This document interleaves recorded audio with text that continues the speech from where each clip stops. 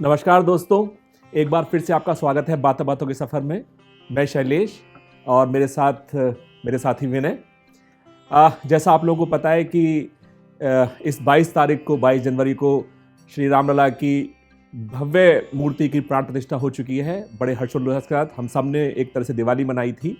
तो अभी उन्हीं रोचक प्रसंगों के साथ हम आज आगे बढ़ रहे हैं अपने आज के इस चर्चा में।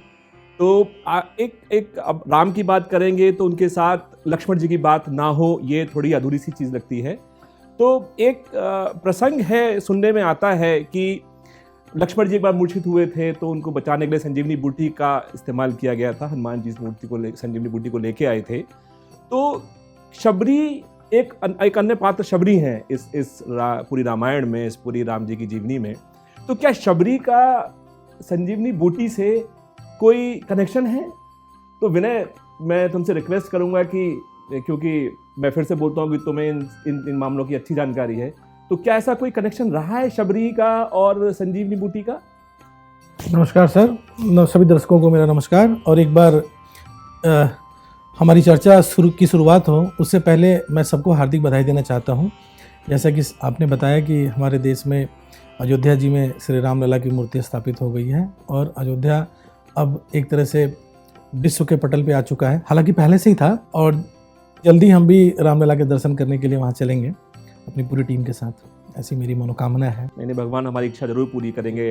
अब बात करते हैं, आपने जो चर्चा उठाई, श्री लक्ष्मण जी को जो शक्ति बाण लगा था और उन्होंने जो संजीवनी बूटी उनको दी गई थी उनके मूर्छा से उनको वापस लाने के लिए, तो संजीवनी बूटी से माता सबरी का एक बहुत बड़ा कनेक्शन है।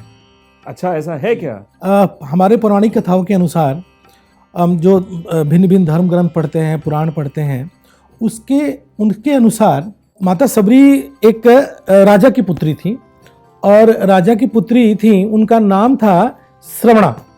अच्छा, बट हमने तो हमेशा उन्हें एक वन में देखा है बेसिकली। जी, वन में देखा हमने, लेकिन उसके थोड़ा सा उस पहले की कहानी पे जाते हैं। श्रवणा नाम था उनका बचपन का और उनके पिताजी एक राजा थे। तो वो चाहते थे, जैसा कि हर राजा चाहता है, कि श्रवणा की शादी एक राजकुमार से हो। लेकिन जिस सोसाइटी से वो बिलोंग करती थी वो सोसाइटी का नाम था सबर सोसाइटी। अच्छा, तो सबर इसलिए उनका नाम बाद में सबरी पड़ा, उनका असली नाम श्रवणा था। तो सबरी सोसाइटी जो थी, सबरी जो समुदाय था, उस समुदाय में ये चलन था कि शादी ब्याह में या किसी भी मांगलिक कार्यक्रम में वहां पे पशुओं को बलि दी जाती थी। अच्छा, मतलब ये विवाह का एक रिचुअल्स था। अच्छा। जो कि हर आदमी फॉलो करता था, चाहे वो राजा हो चाहे उस राज्य की कोई भी प्रजा हो, जो उस कम्युनिटी उस सोसाइटी को बिलोंग करता था। तो जाहिर सी बात है, जब इनकी शादी भील राजकुमार से तय हुई तो उस शादी में ये भी होना था कि ठीक है, इनकी शादी होगी तो पशुओं की बलि दी जाएगी। जो श्रवणा थी या माता सबरी थी, माता सबरी को इन सब चीज़ों में कोई दिलचस्पी नहीं थी। वो पशु प्रेमी थी। वो चाहती थी कि ये सब रिचुअल्स मेरी शादी में ना हो, पशुवध ना हो। और लेकिन एक तरफ से उनके समाज का ये वो था, प्रेशर था कि नहीं, ये तो अगर होगा तो रिचुअल है तो होगा ही होगा। तो इन्हीं सब चीजों को मतलब भांपते हुए उन्होंने क्या किया, उन्होंने संन्यास जीवन अपना लिया। अच्छा, उन्होंने ये डिसाइड किया कि मैं अब शादी ही नहीं करूंगी क्योंकि इस रिचुअल का पार्ट नहीं बनना है, इसलिए शादी नहीं हुआ। बिल्कुल, क्योंकि वो रिचुअल का पार्ट नहीं बनना चाहती थी और अपने पिता से आज्ञा लेके वो तपोवन में अपना पूजा पाठ करने लगी। और कहाँ, किस तपोवन, मतलब कहाँ? वो चली गई ऋषि मतंग के आश्रम में। ऋषि मतंग जो थे वो बहुत बड़े ऋषि थे और उनका प्रभाव था उनके आश्रम में बहुत। आश्रम कहाँ था, ये कहाँ पे था आश्रम? मतंग ऋषि का जो आश्रम था तो आज के कर्नाटका राज्य के कर्नाटका राज्य में है, किष्किंधा के पास। अच्छा, मतंग ऋषि वहां पे तपस्या करते थे। तो माता सबरी भी उस आश्रम में पहुंची जब वो एक युवती थी। अच्छा, क्योंकि उनकी शादी वाला मामला तो युवती थी, तो वैवाहिक उसमें उससे पहले मतंग ऋषि की शिष्या बनी और उन्हीं के साथ आश्रम में रहने लगी। उनके साथ बाकी लोग भी थे जो कि मतंग ऋषि के आश्रम में रहते थे। वन ऑफ द डिवोटीज और followers of Matang Rishi, right.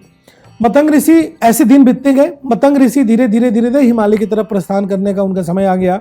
Basically उनके शरीर त्यागने का समय आ गया। तो वो जब जाने लगे तो माता सबरी ने उनसे कहा कि आप मुझे अपने साथ ले चलिए। अच्छा जी, ऋषि जा रहे थे तो वो उनका साथ नहीं छोड़ना चाह रही थी कि बोल रही थी कि मैं अब क्या करूंगी यहाँ पे अकेले रह के आपके बिना, तो मुझे भी अपने साथ ले चलिए। सानिध्य में साथ ले चलिए। जी। मतंग ऋषि ने उनसे कहा कि तुम जिस प्रभु के दर्शन चाहती हो, तुम जिस प्रभु की अनुयायी हो, तुम जिस प्रभु से अपना एक प्रभु को तुम दर्शन करना चाहती हो, वो प्रभु आएंगे और इसी तपोवन में आएंगे, इसी आश्रम में आएंगे, तो तुम्हें मेरे साथ चलना उचित नहीं है। तो मतंग ऋषि क्या प्रभु श्री राम के बारे में बात कर रहे थे? मतंग ऋषि प्रभु श्री राम के बारे में बात कर रहे थे। और मतंग ऋषि ने जब उन्होंने पूछा, माता सबरी ने जब उनसे पूछा कि प्रभु ऋषिवर, ये तो आपने बताया कि ठीक है प्रभु श्री राम आएंगे और मुझे साक्षात दर्शन देंगे, लेकिन वो कब आएंगे, मुझे कितने दिन तक उनकी प्रतीक्षा करनी पड़ेगी? तब मतंग ऋषि ने उनको बताया कि आपको अभी तो दशरथ जी की शादी भी नहीं हुई है। अच्छा, ये इतनी पुरानी बात है? इतनी पुरानी बात है। उन्होंने कहा दशरथ जी की शादी होगी, पहली शादी होगी, फिर दूसरी शादी होगी, फिर तीसरी शादी होगी, उसके बाद पहली पत्नी कौशल्या से श्री राम प्रभु का जन्म होगा और श्री राम प्रभु का वनवास होगा। वनवास होने के बाद माता सीता का हरण होगा और माता सीता के हरण के बाद प्रभु जब माता सीता की खोज में वन वन भटकते हुए आएंगे, तब वो तुम्हें दर्शन देंगे। तो ये सारी जो फ्यूचर में होने वाली बातें थी, ये मतंग ऋषि ने पहले ही एक्सप्लेन कर दी थी, ताकि वो निश्चिंत होकर प्रभु श्री राम की प्रतीक्षा करें। बट मैंने ऐसा कहीं पढ़ा है कि ये जो वेट था, ये जो इंतजार था, वो शायद 40 साल का इंतजार, 40 साल का इंतजार। साथ में मतंग ऋषि ने एक और बात कही कि उन्होंने कहा कि प्रभु ऋषिवर मुनिवर, मैं उनको पहचानूंगी कैसे कि यही प्रभु श्री राम? हाँ, क्योंकि अभी तो शादी नहीं हुई है दशरथ आया, दशरथ की तो भगवान राम कैसे? तो भगवान तो मुनि जो थे उनका कोई प्रारूप नहीं उनको बता सकते थे कि वो ऐसे होंगे ऐसे होंगे। तो उन्होंने कहा कि आपके इस आश्रम में सिर्फ एक ही आदमी आएगा और उनके साथ उनके छोटे भाई होंगे और वही प्रभु श्री राम है, इसके अलावा इस आश्रम में कोई नहीं आएगा। अच्छा, तो इतने आगे की भविष्यवाणी ऋषिवर ने पहले कर दिया माता सबरी से। इसे कहते हैं ऋषियों के ज्ञान, और वो भी कहते हैं कि ज्ञान और तेज, और ये भी कहते हैं कि अगर जिसके अंदर भक्ति भावना है, जो सच्चे मन से प्रभु की तपस्या करता है, उनका इंतजार करता है, भक्ति में उनके लीन रहता है, प्रभु उसको दर्शन देते भी जरूर है। चाहे हम माता सबरी की बात करें, माता सबरी को भी प्रभु ने दर्शन दिए। चाहे हम बात करें गोस्वामी तुलसीदास जी की, उनको भी प्रभु ने दर्शन दिए। जैसे कि आपने वो सुना होगा कि तुलसीदास जी जब चंदन घिस रहे थे तो वहाँ पे प्रभु आए और प्रभु ने उनसे तिलक लिया और चले गए। तो बाद में हनुमान जी एक तोते के रूप में वहीं पे बैठे हुए थे और पूरी लीला को देख रहे थे। तो उन्होंने कहा कि चित्रकूट के घाट पे भय संतन की भीड़, तुलसीदास चंदन घिसे तिलक लेते रघुवीर। कोई भी अगर भक्त है, उसकी भक्ति में इतनी शक्ति होनी चाहिए ताकि वो प्रभु को अपने पास बुला सके। और ऐसे नहीं कि प्रभु ही हमें सिर्फ अपने पास बुलाते हैं, वो भी हमारे पास आते हैं। हमारी भक्ति में इतनी शक्ति होनी चाहिए। बट अभी क्वेश्चन वापस से वहीं आता है कि शबरी जी का संजीवनी बूटी से क्या संबंध है? तो जब सबरी माता रोज अपने कुटिया के सामने फूल सजाती थी, जब प्रभु का आने का समय नजदीक आ गया जी, तो फूल सजाती थी, घर को सजाती थी और कंदमूल फल ला के रखती थी ताकि प्रभु आएंगे तो मैं उनको ये कंदमूल फल स्वागत करूंगी, खिलाऊंगी। जैसे कि हमारे यहाँ अतिथि के सत्कार में किया जाता है, वो भी सिमिलरली डेली का रूटीन था। क्योंकि उनको नहीं पता प्रभु कब आएंगे, तो पता ही नहीं, अभी वेट करना है किस दिन 2 लोग आएंगे, उनमें से वो भगवान होंगे और उनका स्वागत करना होगा। जी। एक दिन वो समय आया और प्रभु सीता की खोज में भटकते उस आश्रम में पहुंचे, माता सबरी के आश्रम में। प्रभु तो सब जानते हैं, उनकी तो लीला अपरंपार है, क्योंकि उन्होंने अहिल्या को भी तारा था। वो शीला रूपी अहिल्या जो शीला बन गई थी, उनको भी अपने चरण स्पर्श करा के उनको फिर से दोबारा अहिल्या का रूप धारण कराया। अब सबरी इनका बरसों से इंतजार कर रही थी, तो प्रभु को तो सारी लीला एक साथ करनी है। सही है। और सबरी के पास प्रभु का जाना सिर्फ और सिर्फ एक भक्ति और प्रेम को ही नहीं दिखाता है। इसके पीछे आज के परिप्रेक्ष्य में अगर देखेंगे तो बहुत सारे सामाजिक और आर्थिक कारण भी है। क्योंकि ऐसा माने कि सबरी, क्योंकि भील एक समाज से बिलोंग करती थी और प्रभु श्री रामचंद्र थे, तो उन्होंने इस मुलाकात के द्वारा ये दिखाने की कोशिश की है कि हमारे इस सनातन धर्म में, इस हमारे भारतवर्ष में हर आदमी समान है, कोई भी भेदभाव नहीं है हमारे ऊपर। भगवान पहुंचे, जैसे कि हमने भी बात किया कि सबरी माता उनको फल बेर बेसिकली वो चख के रखती थी। वो इसलिए चखने के पीछे कारण था, उनको लगता था कि बेर ना, कोई खट्टा बेर प्रभु को मैं ना दे दूं खिलाने के लिए। तो इतनी भक्ति थी उनको, और इतनी भक्ति में वो लीन थी उनसे। तो मीठे मीठे जो बेर होता था वो अपनी टोकरी में रखती थी, और जब प्रभु वहां पहुंचे तो वही मीठे बेरों की टोकरी लेके प्रभु के पास गई। ठीक है। तुलसीदास जी ने एक बड़ा अच्छा यहाँ पे अपनी चौपाई लिखी है कि कंद मूल फल सुरस अति दिए राम कहूं आन, अब प्रेम सहित प्रभु खाया हूं बारंबार बखान।